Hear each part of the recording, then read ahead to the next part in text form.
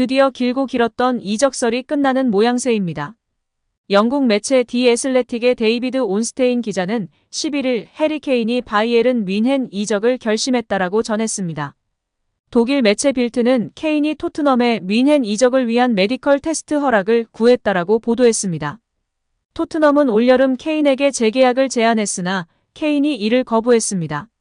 모든 기류가 바뀌었는데요. 현재 계약은 내년 여름에 만료됩니다.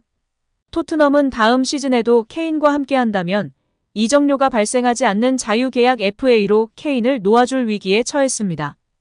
토트넘은 케인이 1군에 데뷔한 후 13년 동안 공식 우승컵을 들지 못했습니다. 2018년도 시즌 유럽축구연맹 챔피언스리그 결승에 오르기도 했지만 리버풀에 0대2로 패하며 준우승에 그쳤습니다. 반면 뮌헨은 11년 연속 분데스리가 우승을 차지한 팀입니다. 분데스리가 통산 32번의 우승을 달성했으며 최다 우승팀입니다. 또한 UCL 우승만 6회인 세계 최고의 명문팀 중 하나입니다.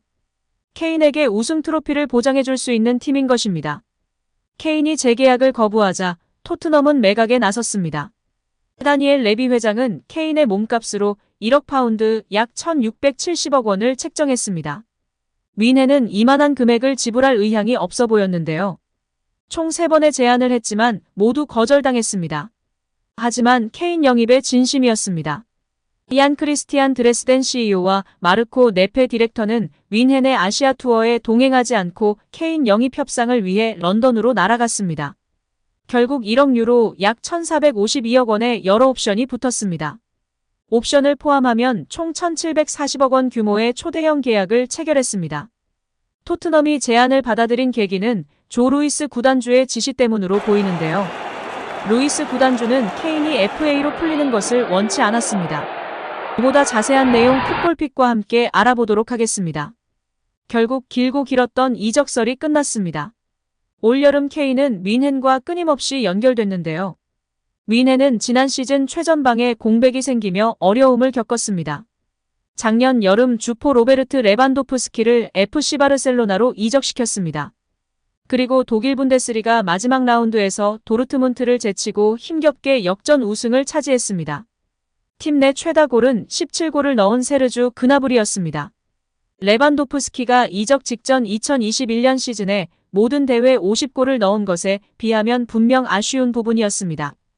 덕분에 올여름 최전방 고민을 해결하기 위해 케인을 노렸는데요. 케인은 프리미어리그에서만 3번의 득점왕을 차지한 공격수입니다.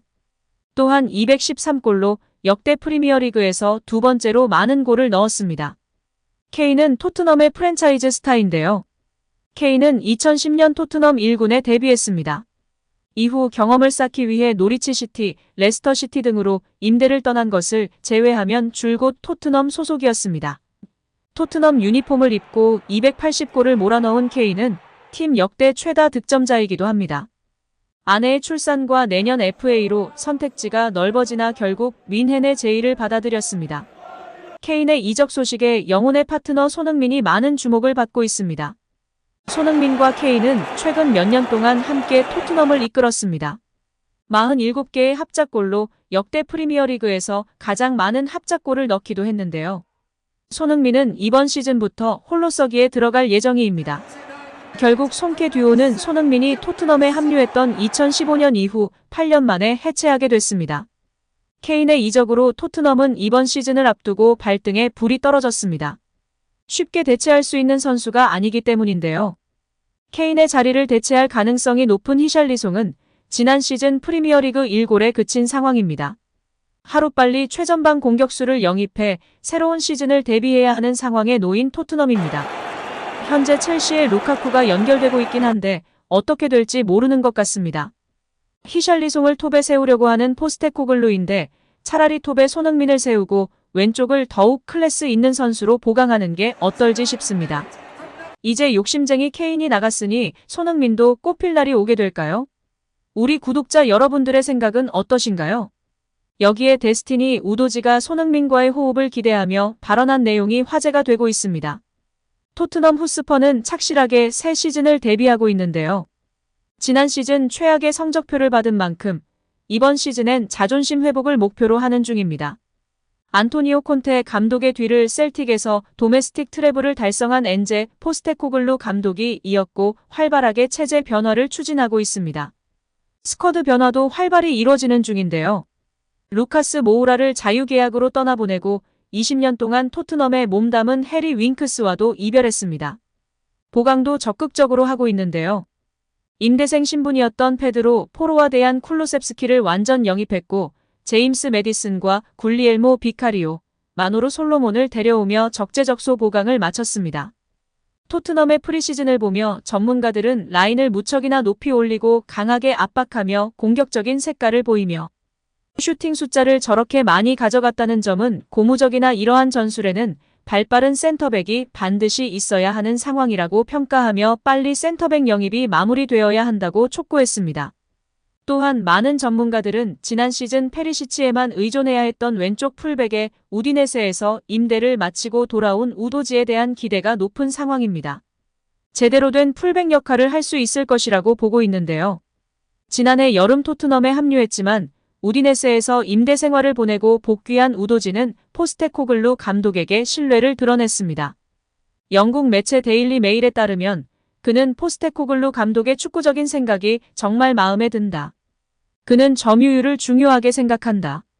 나 또한 공을 소유한 채 경기를 하는 것을 선호한다. 이번 시즌 우리는 좋은 결과를 만들 것이다라며 기대감을 보였습니다.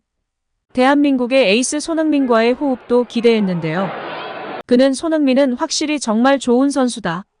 나는 그와 함께 할 수 있어서, 그를 도울 수 있어서 정말 기쁘다라고 밝히며 팬들의 기대감을 높였습니다. 또한 그는 손흥민이 넓게 있을 때는 내가 안쪽으로 들어가야 하고 손흥민이 안에 있을 때는 반대로 움직여야 한다. 이것이 감독의 지시다. 손흥민과 함께 뛰는 것이 매우 좋다. 우리는 서로를 잘 이해하고 있다며 기대감을 전했습니다. 팀 내 이반 페리시치와 벤 데이비스, 레길론 등이 있긴 하지만 우도지가 경쟁에서 우위를 점할 것으로 예상되고 있습니다. 한편 PSG의 이강인을 향한 찬사와 평가들이 다시금 재조명받고 있습니다. 아시아를 넘어 이제 월드클래스 선수로 증명받기 위한 첫걸음이 시작되고 있는데요. 얼마 전 13일 리그왕 개막을 앞둔 훈련이 공개되었는데 슈팅이나 몸놀림, 스프린트 등을 아무 거리낌 없이 하는 모습이 공개되면서 팬들이 관심과 기대를 받고 있습니다. 현지 유력 매체 레키프는 매우 우수한 기술력을 가진 선수이며 골문 앞에서 엄청난 실력을 자랑한다. 이런 상승세를 유지한다면 유럽 주요 팀들에서 활약할 수 있는 잠재력이 풍부한 선수라고 평가했습니다.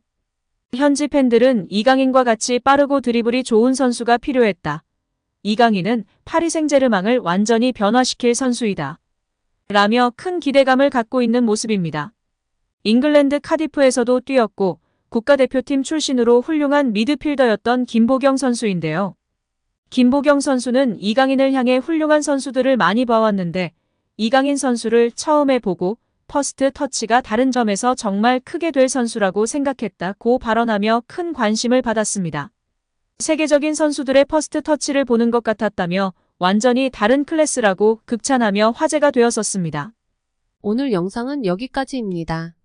시청해주셔서 감사드립니다. 구독과 좋아요 잊지 않으셨죠? 구독과 좋아요는 크리에이터에게 큰 힘이 됩니다.